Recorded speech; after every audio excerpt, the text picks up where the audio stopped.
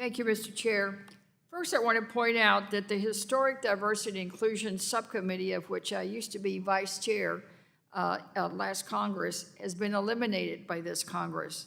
And here we go again with Republican leadership denying climate change, denying that racism and sexism still exist in our society by trying to eliminate the critical and transparent ESG disclosures.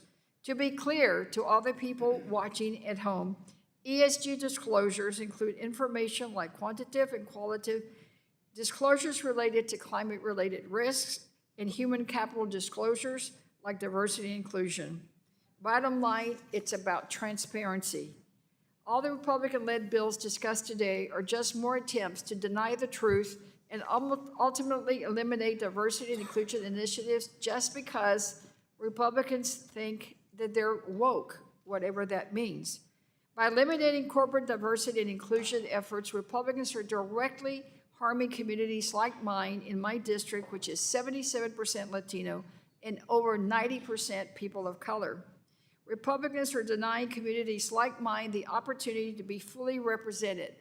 Corporate America, and in particularly corporate American leadership, boardroom executives, and sometimes even the general workforce do not always reflect the true diversity of the American people and the people they serve. This is part of the reason ESG disclosures are so very important. Again, ESG disclosures are about transparency. This benefits workers, consumers, and investors. The public has the right to know this information. In fact, research shows that companies that are more diverse and are more successful. Companies that fail to prioritize diversity and inclusion are putting themselves and shareholders at a financial disadvantage. As I mentioned earlier, the disclosures we're discussing today include information on human capital, or what I like to call worker treatment or workforce investment. In an attempt to combat some of these bad Republican bills, I'm introducing a bill today called the Workforce Investment Disclosure Act. This bill was led by Congresswoman Axne last year, and I'm proud to be the lead this year. This bill requires publicly traded companies to disclose annually information regarding workforce management policies, practices, and performance. This includes disclosures on demographic information, data on temporary and contract workers, employee turnover rate, employment skills and capabilities, workforce health, safety, and well-being, findings of discrimination, and finally, employee compensation, benefits, and incentives. This bill, quite frankly, should be a no-brainer.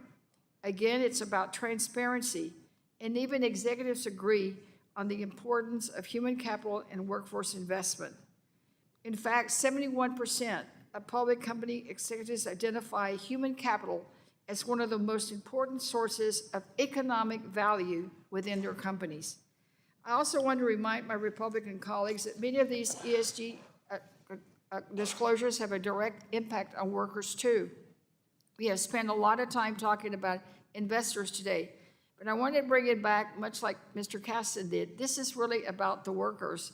As Attorney General Ellison noted in his testimony, public employees in his state trust him with a portion of their salaries for a return for a secure retirement. This is about our workers. It's about their choice. It's about transparency. Again, in my district, it's largely working class, and I urge my colleagues to remember that when workers are happy, paid well, and treated with respect, companies benefit and profit, and it helps ensure stability. If companies are doing what they're supposed to be doing, prioritizing diversity, treating workers well, then there is no need to be afraid of disclosure. Mr. Attorney General, I wanted to follow up with a statement that you made about Texas.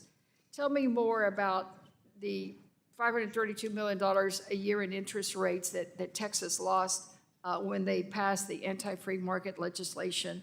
Would some of these policies that are being discussed today on these bills cause that same kind of impact on the taxpayers? Thank you, Congresswoman. Let me tell you, the information that my research yielded is that that $532 million loss in 1 year is a result of a requirement that any banks that invested in that did not want to invest in guns or oil industry products would be punished. That meant there had to be a fairly abrupt reallocation of resources, and that led to losses to the tune of about $532 million in a year. Yeah, I think they were going after businesses that come to Texas, so. Gentlewoman's time has expired.